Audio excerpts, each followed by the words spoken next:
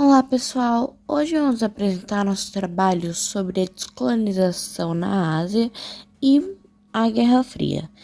Esse foi um período de grandes mudanças em que muitos povos lutavam por independência, enquanto o mundo estava dividido entre Estados Unidos e União Soviética. Para ilustrar, vamos focar em dois países com trajetórias marcantes. A Índia, que buscou sua independência principalmente por movimentos pacíficos, e o Vietnã, onde a luta anticolonial se misturou à Guerra Fria, gerando grandes conflitos intensos. Após a Segunda Guerra Mundial, em 1945, o mundo se dividiu em dois blocos de poder: Estados Unidos, defensores do capitalismo, e União Soviética, defensora do socialismo, dando início à Guerra Fria, nomeada assim por não haver confronto direto, mas sim conflitos políticos, econômicos e ideológicos. Nesse contexto foi criada a ONU.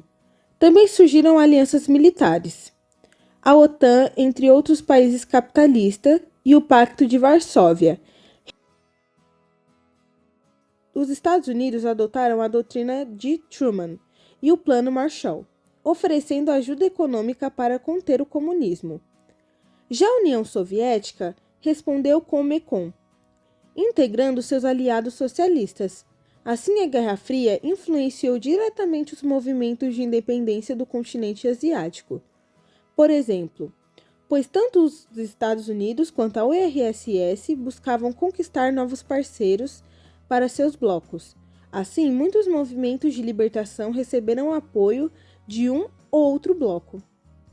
A Ásia, maior continente do mundo, sempre despertou o interesse das potências coloniais por sua população, sua cultura e, sobretudo, por suas riquezas naturais: minérios, petróleo, especiarias, borrachas. Ingleses e franceses e holandeses dominaram grandes regiões, impondo seu poder e explorando esses recursos. Esse domínio não era uniforme. Na Ásia, a colonização concentrava-se mais ao sul e sudeste, mantendo líderes locais em algumas regiões, diferente do que acontecia na África. Com o fim da Segunda Guerra Mundial, as potências europeias estavam enfraquecidas, abrindo espaço para mudanças políticas e econômicas no continente. Vamos agora falar sobre dois países neste cenário: a Índia e o Vietnã. Vamos começar falando sobre a Índia. A Índia era um destaque de exemplo do colonialismo europeu de forma mais direta na Ásia, de forma mais forte. O país era uma colônia britânica desde o século XIX. Mahatma Gandhi, então, advogado, ativista e respeitadíssimo líder indiano, liderou uma maneira de resistência pacífica, conhecida e chamada por Satyagraha em sânscrito. Gandhi também propôs o boicote de produtos ingleses e a desobediência civil. Esse último conceito consistia em não obedecer leis britânicas contrárias a interesses indianos. Um exemplo disso, de uma forma aplicada, seria o pagamento de impostos, que não aconteceu ali por parte dos indianos. A geografia foi estratégica. Os rios Ganges e Brahmaputra e as planícies férteis localizadas no norte do país sustentavam a população e a agricultura. Então, foi de fato muito relevante nesse contexto de oposição, mesmo que de forma civil e pacífica, em relação à colonização europeia. Ademais, o clima tropical e as monções favoreciam a produção de arroz e outros cereais, já que as chuvas sazonais entre junho e setembro garantiam água em abundância para os arrozais e enchiam os rios, cujas enchentes depositavam sedimentos férteis nas margens. Então, eles utilizavam desses alagamentos ali para a plantação de arroz, principalmente. E esse regime, essa maneira, permitia ciclos agrícolas regulares, com destaque para o arroz, que exige grande quantidade de água, mas também para o trigo, a cana-de-açúcar e o algodão. O clima, conjuntamente com a vegetação, garantia a agricultura, garantia o sustento ali, mesmo que a subsistência, que por sua vez ali garantia uma base econômica para a resistência contra a colonização europeia. No ano de 1947, as forças inglesas se retiraram e foram formados a República da Índia e o Paquistão, que foi dividido em dois.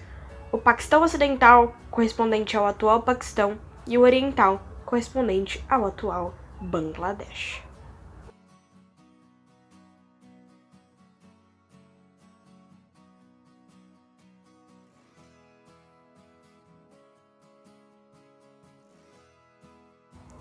Vamos agora falar sobre o Vietnã.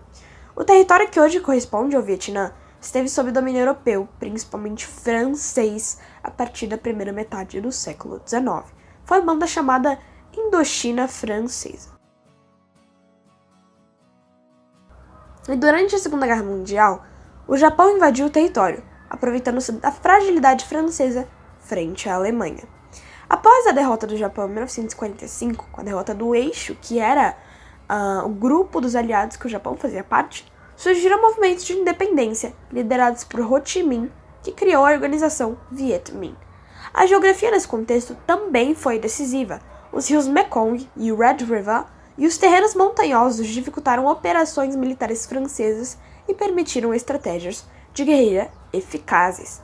Os recursos naturais também tiveram um papel estratégico e essencial, influenciando todo esse cenário. As terras férteis eram exploradas para a produção agrícola destinada à exportação, enquanto minérios como o estanho e o carvão despertavam interesses econômicos das potências coloniais europeias. Esse controle dos recursos intensificava a exploração e reforçava a motivação dos movimentos de independência, que buscavam não apenas a liberdade política, mas também a soberania sobre as riquezas do território. Em 1954, após a Batalha de Dien Bien Phu, os franceses foram derrotados e o país foi dividido em Vietnã do Norte, a parte socialista, e Vietnã do Sul, a parte capitalista, antecipando assim a interferência dos Estados Unidos da América, o que eventualmente se tornou a Guerra do Vietnã.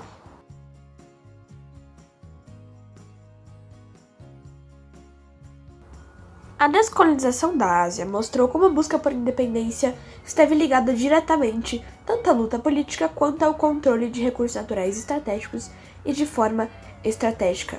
Vimos na Índia o papel da agricultura e das monções sustentando a resistência, trazendo base econômica e sustentando os resistentes. E no Vietnã, como as terras férteis e os minérios despertaram interesse nos colonizadores europeus e motivaram a luta armada. Ao mesmo tempo, a Guerra Fria transformou essas disputas em parte de um cenário global, mundial. No caso da Índia, influenciou sua escolha por não se alinhar e não ficar subordinada a nenhum bloco, e já no Vietnã, a divisão do país em dois governos rivais refletiu diretamente o apoio do ZEUA a um lado, o capitalista, e da URSS ao outro, o socialista.